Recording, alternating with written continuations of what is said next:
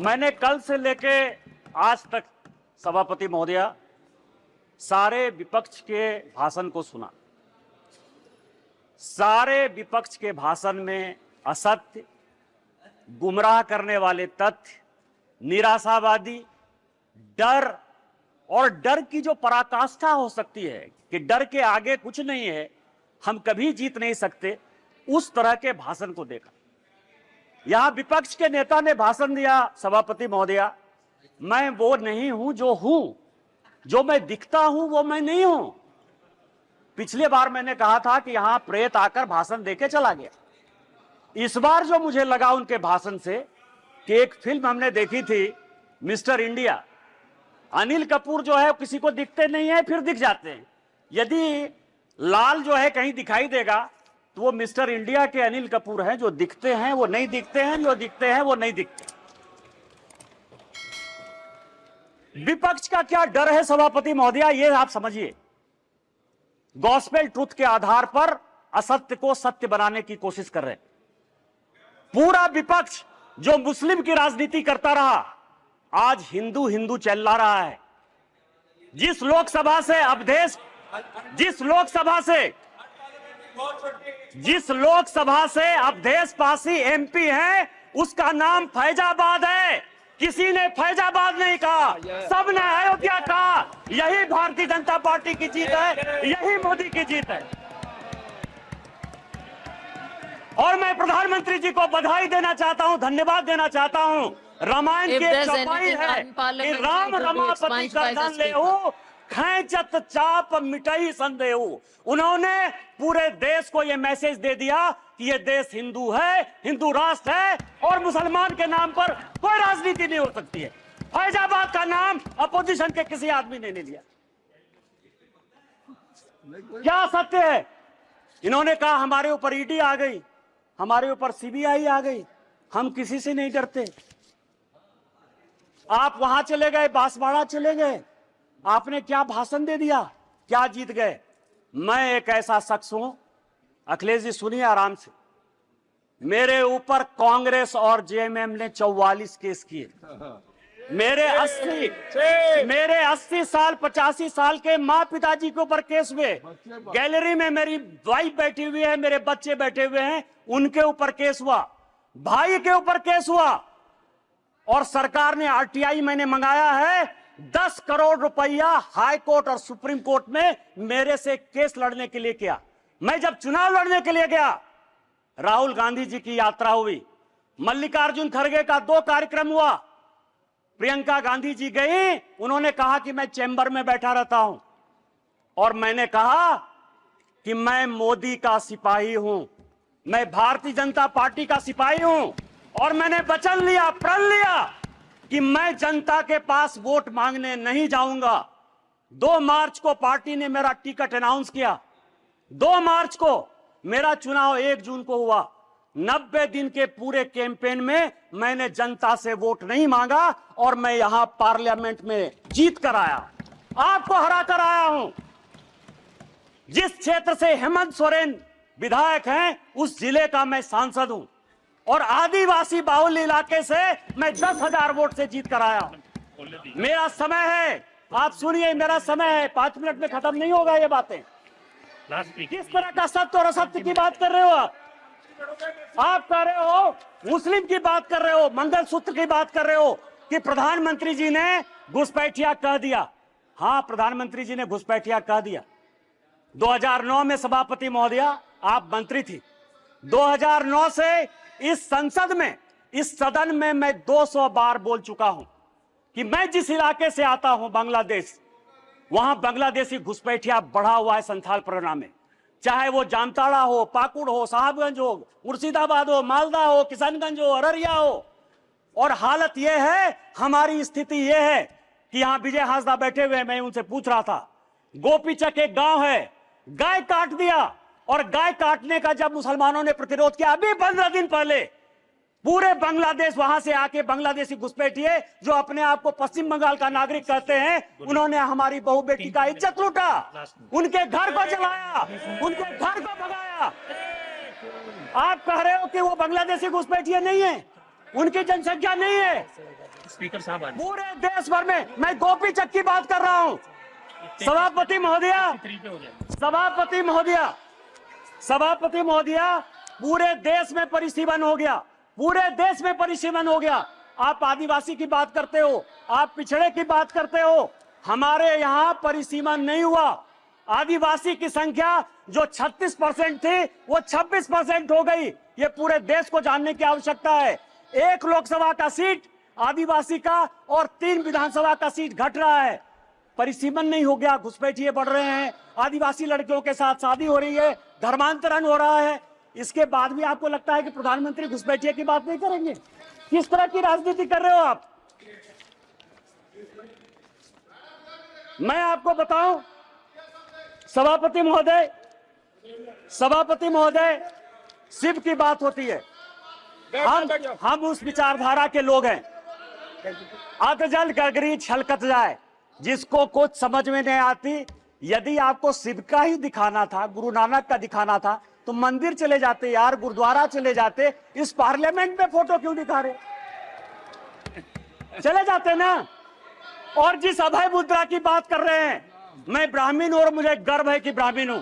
जिस अभय मुद्रा की बात करते हो, भगवान शंकर को 4 हाथ है, 4 हाथ है, 1 हाथ नहीं होता है। और हस्त मुद्रा में ऐसे भी हाथ है, ऐसे भी हाथ है, ऐसे भी हाथ है। 28 मुद्राएं हैं।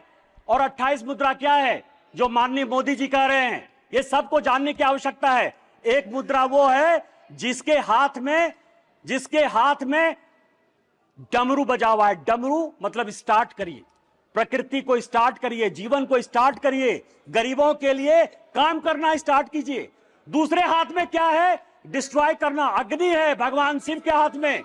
वो ये कहता है कि जो भ्रष्टाचारी है, जिसने जनता का पैसा लूटा है, उसको जेल भेजिए। तीसरा हाथ है जो ये कहता है कि जनता को खाना खिलाइए। और चौथा हाथ है कि कभी भी विकसित भारत के लिए, भविष्य के लिए, इंसॉल्वेशन के लिए, ये भगवान शिव हैं। आपको यदि धर्म नहीं पता है यार, कहां से धर्म के बारे में पता करोगे? त्रिशूल जो है भूत, भविष्य और वर्तमान की व्याख्या करता है, इसीलिए वो त्रिशूल है। और हमारे प्रधानमंत्री भूत, भविष्य और वर्तमान को देखकर विकसित भारत के संकल्प के साथ आगे बढ़ रहे हैं। इसलिए ये बात आपको समझ में नहीं आएगी। बैठ जाओ,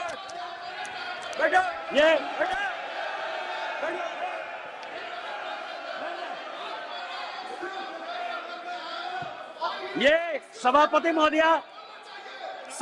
महोदया, ये संविधान की बात करती हैं। अभी मैंने कहा मिसा जी, मैं आपके बारे में बोला, उन्होंने कहा कि मैं बोलूंगा। मिसा भारती जब पैदा हुई तो जेल में थी। मेरे गुरु गोविंदाचार्य उस वक्त वो भी जेल में थे, राम बहादुर राय भी जेल में थे। और लालू जी को राम बहादुर राय ने सजेस्ट किया कि अपनी बेटी का नाम मिसा रख दो, इसीलिए उनका नाम मिसा भारती। जिस किताब का विमोचन राहुल गांधी ने किया, MK स्टालिन की आत्मकथा का, उसमें सबसे बढ़िया टॉपिक क्या है सभापति महोदया पता है? कि इमरजेंसी में जो है मेरे पिताजी ने पुलिस को हैंडओवर कर दिया। और यहां बैठे हुए हैं अखिलेश यादव जी, इनके पिताजी के साथ मुझे काम करने का मौका मिला। और बड़े आदमी थे, इतने बड़े आदमी थे कि वो हमेशा कहते थे कि मैं तुम्हारा भाषण सुनता हूं। उन्होंने मुझे इमरजेंसी की कहानी सुनाई कि जिस दिन इमरजेंसी गए तो उनकी वाइफ के पास जो है खाना खिलाने के लिए अपने परिवार के पास नहीं था। आप संविधान की बात करते हो, आपने कहा राज्य डिवीजन कर लिया। आपको पता है कि क्या हुआ? 7वां संशोधन 1956 में जब नेहरू ने किया तो उन्होंने कहा संविधान की आत्मा, आपने भी नरेंद्र मोदी कहा, इसलिए मैं नेहरू कर रहा हूं। Yes. Please address the chair. सभापति महोदया, 7वां संशोधन यह किया कि राज्य को कोई अधिकार नहीं होगा अपना बाउंड्री चुनने का। और यही कारण है कि 7वें संशोधन के बाद 14 राज्य और 6 यूनियन टेरिटरी बन गए।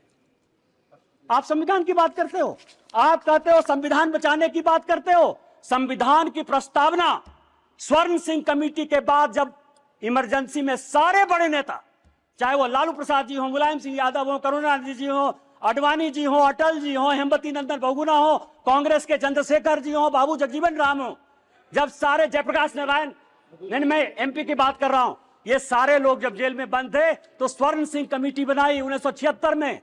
42वां संशोधन हुआ। उस 42वें संशोधन ने हमारे धर्म परायण देश को, हम धार्मिक हैं, हम हिंदू हैं, बिट्टू यहां बैठा हुआ सिख है, बुद्धिस्ट हैं, रिजू जी उन्होंने कहा कि हम बुद्धिस्ट हैं, यहां ओवैसी बैठे हुए हैं, इस्लाम उनके लिए गर्व का विषय है। आपने हमारे देश को धर्मनिरपेक्ष कर दिया, रातों रात बदल दिया।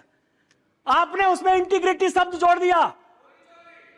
पूरा देश जो है ईमानदार है, इसी कारण ईमानदारी से चलता है। आपने ईमानदार जोड़ दिया और आपने उसमें सोशलिस्ट जोड़ दिया। अरे कैसे सोशलिस्ट हो सकते हैं हम यार?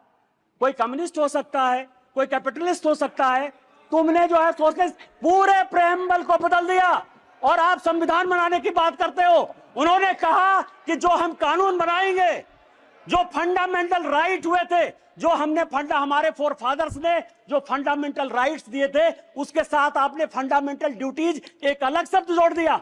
आप संविधान बनाने की बात करते हो। पूरा का पूरा 42वां संशोधन, उन्होंने कहा कि जो संविधान कानून बनाएगा, क्योंकि इंदिरा गांधी की सदस्यता खत्म हो गई थी, उन्होंने कहा कि हम फिर से रिइंस्टेट होकर देश के प्रधानमंत्री बन जाएंगे। आप मेरे ऊपर कोई क्वेश्चन नहीं कर सकते हो। लोकसभा के जो समय है, समय सीमा 5 साल, उन्होंने कहा अब 6 साल होगा। खाता न वही, इंदिरा गांधी जो कहे सही, संविधान वही है। अरे संविधान बचाने वाले, यदि मोदी ने संविधान बदला, 370 के लिए बदला, शेड्यूल कास्ट के लिए बदला, ओबीसी को संवैधानिक दर्जा देने के लिए बदला। और जब भी schedule caste, schedule tribe, OBC की बात होगी, हम संविधान बदलेंगे और हमको कोई संकोच नहीं। सवाल ये आर्य और अनार्य की बात करते हैं, ऋषि मुनि की बात करते हैं। राजा साहब, आप हमारे मित्र हो। मैं एक ऐसा आदमी था जो तिहाड़ में आपसे मिलने के लिए गया, कांग्रेस ने आपको जेल भेजा। आपको पता है कि गुरु वशिष्ठ, विश्वामित्र, अगस्त मुनि, ये कोई भी ब्राह्मण नहीं थे। रामायण, महाभारत, गीता लिखने वाले कोई भी ब्राह्मण नहीं थे। कोई भगवान ब्राह्मण नहीं है। रामायण वाल्मीकि ने लिखी, महाभारत वेद व्यास ने लिखा, चारों वेद और 13 उपनिषद सभी वेद व्यास ने लिखे, जो मछुआरे के बेटे थे। और चाहे वो ऋषि अगस्त हो, ऋषि कन्नन हो, आप जो है आर्य और अनार्य के बीच में। और आप ही के सांसद, कांग्रेस के सांसद, 1952 में जिस कांग्रेस के सांसद रामधारी सिंह दिनकर को नेहरू जी संसद बनाकर लेकर आए, सांसद रहे, 12 साल रहे, देश के बहुत बड़े कवि, उन्होंने संस्कृति के 4 अध्याय लिखे। उस संस्कृति के 4 अध्याय में उन्होंने लिखा कि ना कोई आर्य है ना कोई अनार्य है। जो हरिजन, जो शेड्यूल कास्ट तमिलनाडु का है, वही कलकत्ता का ब्राह्मण है, और जो कलकत्ता का ओबीसी है, वही पंजाब का जो है सिख है। ये उन्होंने लिखा, कांग्रेस ने लिखा, आपके सांसद ने लिखा।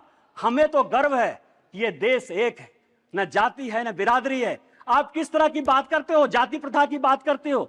मैं एक बात कहना चाहता हूं, यहां जितने बुजुर्ग लोग बैठे हुए, स्वागत राय जी बैठे होंगे, आज से 50 साल पहले किसी बड़े घर में, किसी गांव में कहीं कोई शौचालय नहीं होता था। चाहे बड़े परिवार की महिलाएं हो या छोटे परिवार की महिलाएं हो, वो खेत में जाती थी। तो जब खेत में जाती थी तो मेहतर प्रथा कहां से आ गया?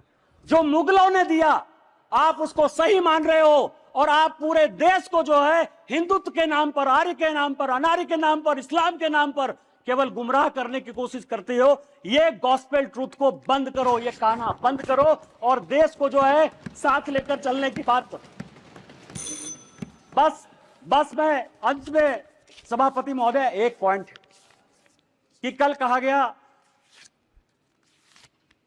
कि स्पीकर साहब जो है झुक के प्रधानमंत्री जी को जो है अभिवादन किए और राहुल जी को ऐसे। आज मैंने एक फोटो देखा थल सेना अध्यक्ष का, वर्दी में कहा जाता है कि किसी को प्रणाम नहीं करना चाहिए। आज सारे अखबारों में थल सेना अध्यक्ष का फोटो छपा है और अपनी मां को पैर छू के वर्दी में प्रणाम कर। तैत्तिरीयोपनिषद का एक श्लोक है, अभिवादनशीलस्य नित्यं वृद्धा पसेबिनः चत्वारि तस्य वर्धन्ते आयुर्विद्या यशोबलम। आपसे जो भी बड़े आदमी हैं, पद की, मर्यादा की कभी परवाह नहीं करिए।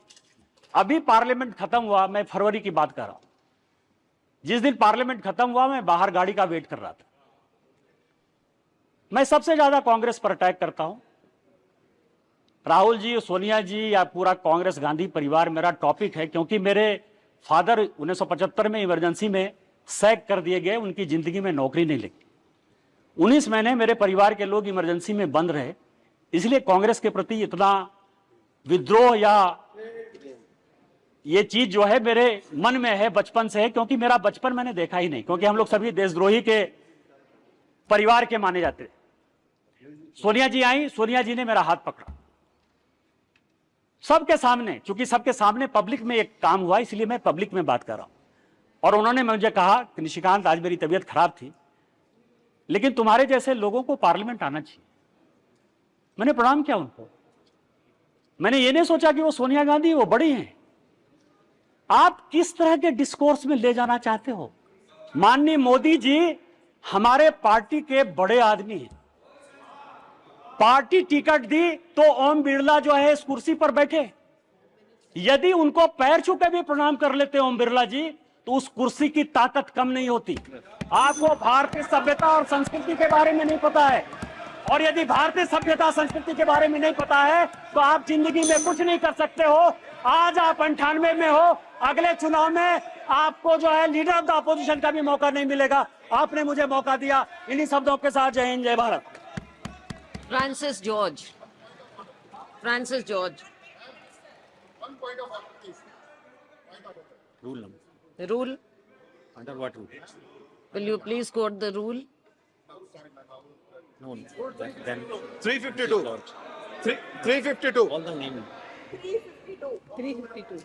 Name was taken of our leader और कोर्ट, हाई कोर्ट के द्वारा उनको बरी किया गया, और उसके बाद उनको भ्रष्टाचारी यहां पे कहा जा रहा है, तो इट शुड बी एक्सपंज्ड।